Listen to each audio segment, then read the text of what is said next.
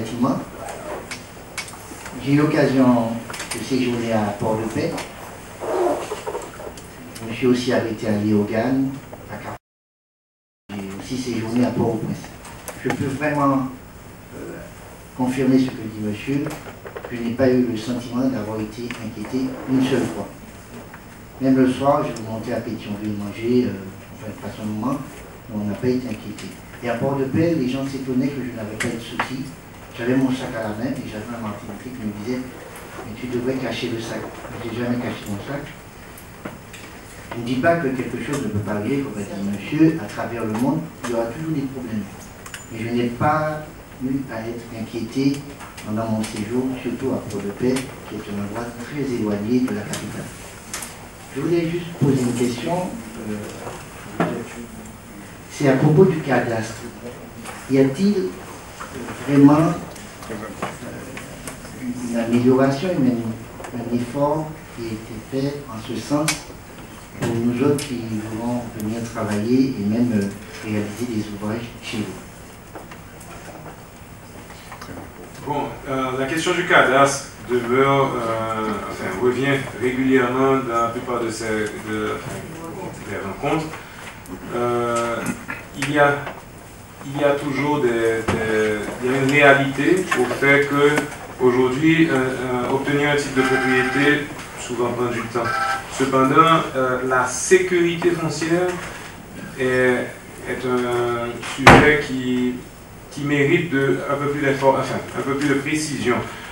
La première chose, c'est qu'en général, quelqu'un qui veut faire un investissement commercial ou un investissement industriel sur une portion de terre, qui va être présent, etc., sur ce terrain, une fois qu'il passe par les méthodes et les voies et moyens normaux en utilisant un notaire bien agréé, etc., il y a très peu de chances qu'il n'ait aucun souci une fois que la transaction a été faite correctement, que les voisins ont été cités au moment de leur partage, etc. La plupart de ces cas, il y aura, à moins que ce soit déjà une terre litigieuse, dans lequel cas vous le saurez à ce moment.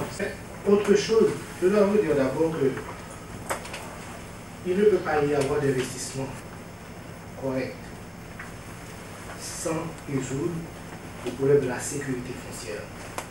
Mais la première garantie qu'on peut avoir, c'est que l'État haïtien reste le plus grand propriétaire terrien. C'est-à-dire pour quelqu'un qui souhaite faire de gros investissements et qui a besoin de grandes surfaces, vaut mieux se référer à l'État, qui saura où vous guider et comment vous accompagner pour vous éviter d'éventuelles surprises. Mais l'État haïtien est conscient qu'il y a effectivement un problème foncier à résoudre et qu'on s'acharne à résoudre ces genres de problèmes.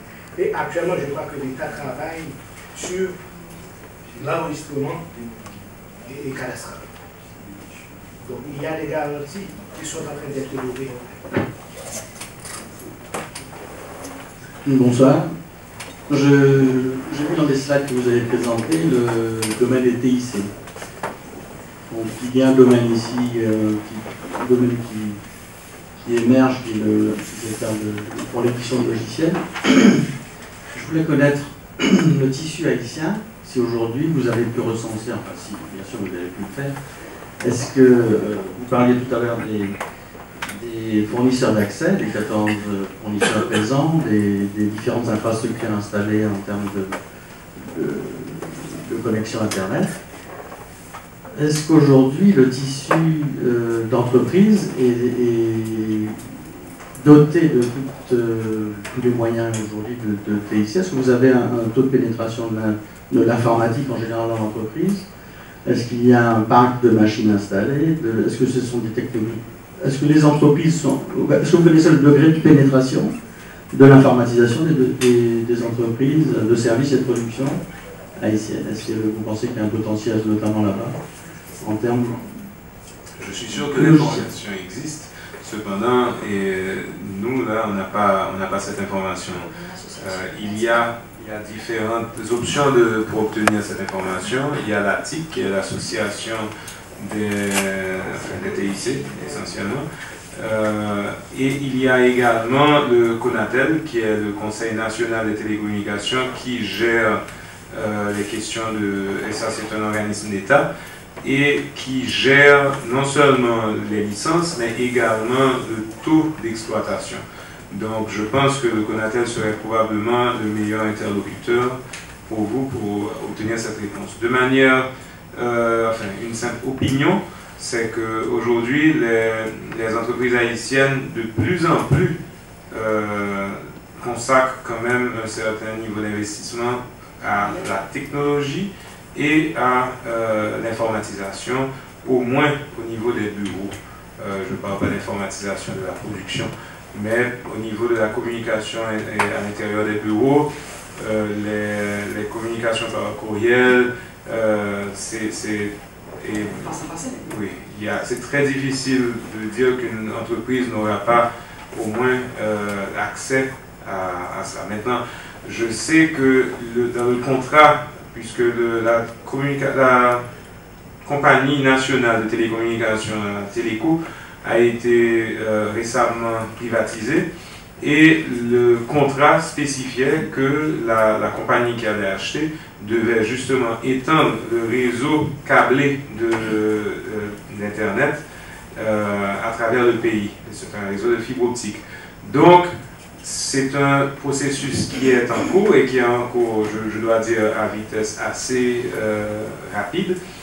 Donc, on s'imagine que d'ici probablement 1 ou 2 ans, et surtout avec maintenant la Digicel qui va très fort dans l'Internet également, les coûts pour un usager vont beaucoup baisser. Donc la pénétration sera probablement beaucoup plus intense dans 2 ans qu'elle n'est aujourd'hui. Alors on est tous conscients, ici, pardon, on est tous conscients des besoins considérables qui se traduisent par des demandes et des commandes.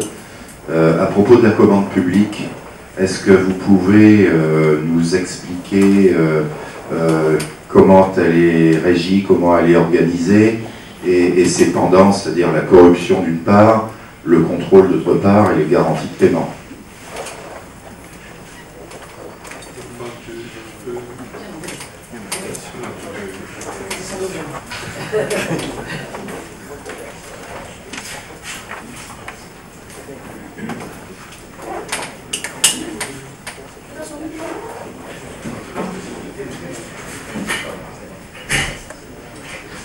Bonsoir à tous, donc, je suis Franck Robert, donc, je suis consultant pour la Chambre de commerce et d'industrie d'Haïti, mais également du fait de mon entreprise qui est aussi membre de la Chambre de commerce et d'industrie d'Haïti. Donc je ne suis pas spécialiste du domaine, mais c'est vrai qu'on travaille beaucoup sur ce domaine, puisqu'on a souvent des questions qui se rapportent au marché public et aux conditions d'accès. Il y a une commission de marché public aussi en Haïti, il y a une réglementation qui est assez claire. Les grands travaux publics font l'objet d'appels d'offres, mais chaque appel d'offres fait au préalable l'objet d'un appel à manifestation d'intérêt pour préqualifier les entreprises. C'est-à-dire que si vous n'êtes pas préqualifié, c'est-à-dire préqualifié, que vous avez déposé un dossier, que vous l'avez motivé, que vous avez aussi motivé vos compétences et vos références, parce qu'attention, ce qui est important, ce sont les références. À ce moment-là, vous êtes qualifié pour pouvoir soumissionner et présenter un dossier. Si vous ne l'êtes pas, sur les marchés publics, je précise, parce que sur les marchés privés, c'est autre chose, si vous n'êtes pas préqualifié, votre dossier ne sera même pas retenu. Lorsque vous allez le déposer, on va vous dire non merci monsieur, vous n'êtes pas sur la liste des préqualifiés. Les marchés publics sont importants. Aujourd'hui, je crois qu'il y a en cours à peu près 130 millions de dollars US en marché public. Mais l'accès est difficile. Pourquoi? Parce qu'il y a cet aspect de préqualification. Préqualification, j'ai parlé de compétences. C'est important aussi d'être présent sur place, c'est-à-dire, tout à l'heure, ils ont parlé de partenariat, de joint venture avec les entreprises locales, ça c'est indispensable parce qu'on va aussi vous demander d'avoir un minimum d'intégration locale. Préqualifier veut dire aussi avoir une garantie financière et disponible. Donc là, c'est même pas du virtuel, c'est une garantie financière en cash que vous devez mettre sur la table Il faut savoir que plus vous allez sur un marché à montant important, plus la garantie est importante. Un exemple, un dernier marché qui vient de sortir, à peu près, c'est un marché à peu près de une quarantaine de millions de dollars. La garantie à déposer en cash dans une banque haïtienne est de 800 000 $ US. Sans ça, votre dossier n'est pas retenu puisque ça fait partie du cahier des charges du marché. Ah, la solution, elle est simple pour les PME. Il ne faut pas vous affoler. Les poser, moi non plus je ne peux pas les mettre de toute façon. Mais la solution est simple, c'est toujours se coupler soit avec des groupes haïtiens importants, parce qu'attention, aujourd'hui les groupes haïtiens, certains sont devenus puissants, ou bien sur des groupes internationaux qui eux ont cette capacité financière, mais qui n'ont souvent pas le relais sur place ou dans la région, puisque dans la région, on a quand même des conditions environnementales identiques, c'est-à-dire donc des méthodes de travail, il y a une spécialisation sur le parasismique, anticyclonique, qui sont demandées, qui sont exigées, de toute façon, dans les appels d'offres aujourd'hui. Et ces grands groupes qui viennent d'Europe, États-Unis, peut-être pas trop, puisque les États-Unis, ils ne vont pas vraiment faire appel aux groupes déjà francophones. En général, ils travaillent avec des entreprises américaines ou des entreprises caribéennes. Mais pour les groupes martiniquais et guadeloupéens, les grosses entreprises européennes font appel aux PME qui ont une spécialisation, soit dans l'ingénierie, soit peut-être dans de l'étude de sol, beaucoup de services, ou des architectes qui peuvent venir avec des références, qui peuvent compenser la partie technique et référence. Et là, à ce moment-là, ils mettent en jeu leur garantie financière, la puissance du groupe, après vous avez les garanties de soumission, donc il y a toute une sorte de garantie financière qui fait que parfois, si vous n'avez pas les capitaux à déposer dans les banques haïtiennes, mais vous n'avez pas beaucoup de chance de vous positionner. Il y a également l'option des assurances. L'option des assurances. L'option d'assurance est quand même moins coûteuse, mais ça coûte ce que ça coûte et on ne peut pas être remboursé. Oui, il y a que même.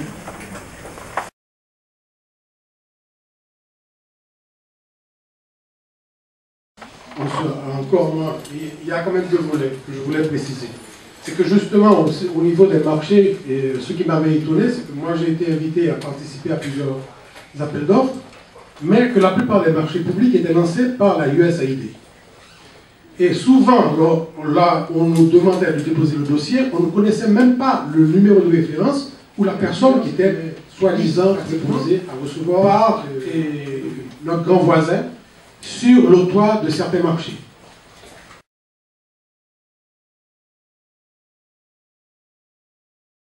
Et c'est pourquoi ma question aujourd'hui, c'est quelle compétitivité vous garantissez par rapport aux entreprises venant d'un autre secteur que celui nord-américain sur le marché haïtien, pour la reconstruction notamment.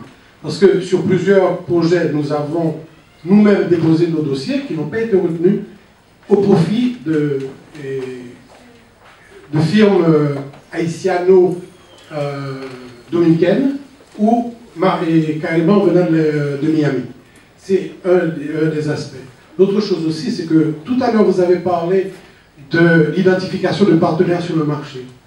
Il est extrêmement difficile pour nous d'identifier des partenaires fiables, parce que nous savons que aussi sur le terrain en Haïti, il y a beaucoup de gens qui se sont repositionnés aujourd'hui et qui avaient servi à la déstructuration d'Haïti et qui veulent aujourd'hui se mettre comme des acteurs de reconstruction. Qu'est-ce qui nous donne la garantie maintenant d'identifier des acteurs ou de nous créer de nouveaux canaux de coopération avec Haïti et de ne pas avoir ce souci de se faire saper à la base. La première, c'est concernant le point de vue les appels d'offres qui sont financés, quand c'est un ouvrage qui va être financé par un bailleur, ce bailleur se réserve parfois le droit de décider de sa manière de procéder. Maintenant, au niveau de l'USAID, alors ça dépend également des domaines. Domaine agricole, souvent l'USAID est très présent, mais je dois dire qu'aujourd'hui, l'Union européenne est très présente dans ce qui a trait aux gros ouvrages d'infrastructures, des routes, etc. Donc je ne sais pas exactement, mais ça arrive effectivement que l'USAID mette des conditions, mais je dois dire que, comme vous l'avez dit tout à l'heure, dans beaucoup de cas, ce sont des firmes haïtiennes qui sont associés à des firmes dominicaines qui, eux, ont bien compris la réalité de comment progresser dans la reconstruction d'Haïti. Et ils l'ont compris très bien, ils jouent le jeu mieux que les Américains même. Et en fait, ils ont compris qu'il fallait qu'ils s'allient à des firmes haïtiennes et en réalité, enfin, le bottom line, comme on dit, c'est que les marchés, ils les gagnent très souvent. Donc, il faut regarder le modèle et essayer de faire de même. C'est ce que nous, on recommande. Maintenant, identification des partenaires, on donne au niveau des associations, on donne une série de recommandations et qu'on pense qui sont les recommandations les plus neutres, sûres, chiffrées, qui n'ont rien à voir avec les recommandations de quelqu'un, j'ai un ami qui, j'ai un ami quoi, mais que finalement c'est vraiment la réalité. Tous les 3 mois on publie ces informations. Donc si vous remarquez qu'une firme ou un groupe pendant une année, en 4 fois, est toujours positionné parmi les 20 plus grands payeurs de taxes du pays ou les 100 plus grands payeurs de taxes du pays, bon, je pense que ça veut dire ce que ça veut dire.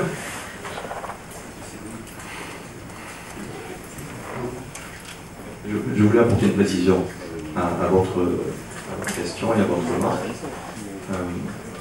Bon, il faut être clair aussi. Vous avez parlé vous êtes positionné sur un marché public. Alors, ouais, la Chambre de commerce et d'industrie d'Haïti est là aussi pour guider les entrepreneurs. Si vous avez répondu à un marché du SAID, vous n'êtes pas sur un marché public. L'USAID n'est pas un organe du gouvernement. Tous les marchés publics sont lancés par des ministères ou des unités techniques d'exécution ou des unités centrales d'exécution. Une fois que vous avez cette garantie, vous êtes sur un marché public. Et il s'agissait de restauration de bâtiments publics. Par exemple, le laboratoire national, par exemple. Oui, peut-être, c'est un marché qui est peut-être financé par l'USAID, vous n'êtes pas sur un marché public, même si vous construisez un bâtiment public.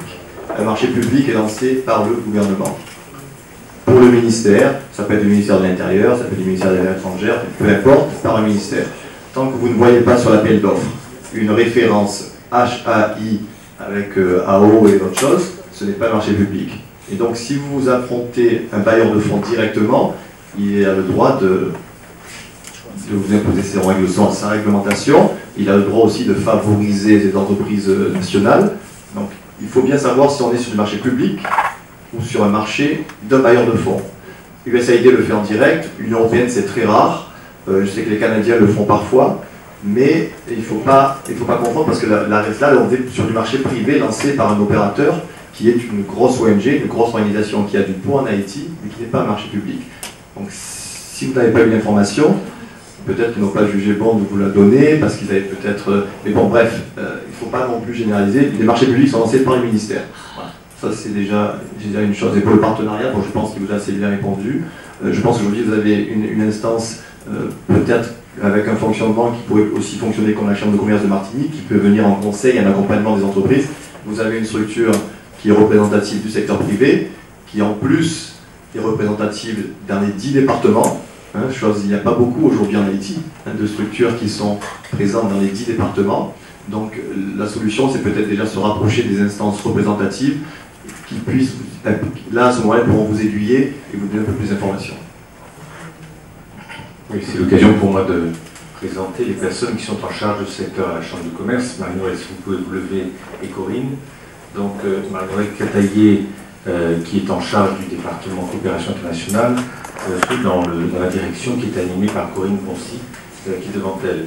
Et ces deux personnes, donc évidemment, sont à la disposition des ressortissants pour les questions qui permettront de préparer une implantation sur place. Ce qui m'amène peut-être aussi à poser une question de portée générale sur les implantations. Bon, nous avons bien compris que c'est finalement l'apport de savoir-faire qui est peut-être plus porteur que l'imagination d'exportation de biens eux-mêmes. Donc ça renvoie à un modèle d'internationalisation. Qu'est-ce que ça veut dire? Créer une filiale locale, probablement en partenariat, effectivement. Bien souvent, qu'est-ce que fait le chef d'entreprise? Il y va, et il y va accompagné de cadres relativement chevronnés qui forment son entourage, après quoi il fait de l'embauche sur place. Question, Y a-t-il des restrictions pour ce modèle-là? Est-ce que l'on peut exporter des cadres français en Haïti sans restriction particulière, ou est-ce qu'il y a une préférence nationale qui crée des obstacles? En fait, chez nous, nous avons des cadres, enfin, une française en fait, un salvadorien, donc en fait, c'est pas... La législation haïtienne aujourd'hui demande qu'il y ait un permis de séjour et une autorisation de travail, qui s'obtient relativement facilement à travers le ministère de l'Intérieur.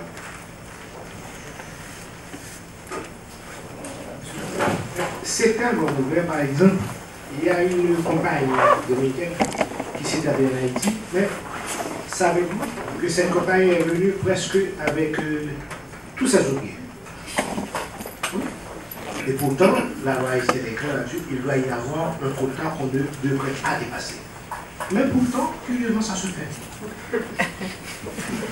Bon, quand il faut prouver également qu'ils n'arrivent pas à trouver ses compétences localement dans le temps qu'il faut, ils le font de manière temporaire. Et puis chaque 3 mois, le Dominicain peut traverser la frontière et automatiquement il remplit les conditions. Donc, parce que tous les 3 mois, un étranger doit décider de payer et retourner en ce sens. Donc pour le Dominicain, c'est facile de traverser toutes les semaines. Madame. Madame. J'aurais voulu savoir. Vous l'avez pas. Oui, bonsoir. J'aurais voulu savoir si les entreprises en Haïti sont identifiées, à l'instar des entreprises françaises et européennes, par un numéro d'identification comme le SIRET, par exemple. Nous avons un numéro d'identification fiscale. Toutes les compagnies ont un numéro d'identification fiscale. Donc, est-ce qu'à partir de ce numéro, on peut se renseigner sur la crédibilité de l'entreprise, son positionnement, etc. Non. Non. Pas exactement. Pour l'instant, ça n'existe pas. Ce dont vous parlez n'existe pas. Il faut se référer la plupart du temps à des listes qui sont publiées par la Direction générale des impôts ou par la douane, si c'est une compagnie d'importation. Vous pouvez par contre utiliser aujourd'hui. Il faut savoir qu'aujourd'hui, il y a beaucoup de dynamiques qui sont présentes en Haïti. Il y a premièrement les firmes de venture capital qui viennent en Haïti et qui veulent faire des investissements, donc qui font des recherches sur les compagnies. Il y a également des firmes étrangères qui font des recherches sur les compagnies. Donc aujourd'hui, beaucoup de cabinets d'avocats et de cabinets comptables se sont positionnés sur cette filiale qui est de faire ce qu'ils appellent le due diligence, donc la recherche d'informations de base, et en général ce sont des recherches légales, fiscales, de mode d'opération, règlement interne, c'est-à-dire que vraiment le tout c'est d'être froid et de faire le travail, c'est tout. C'est-à-dire qu'il faut être froid.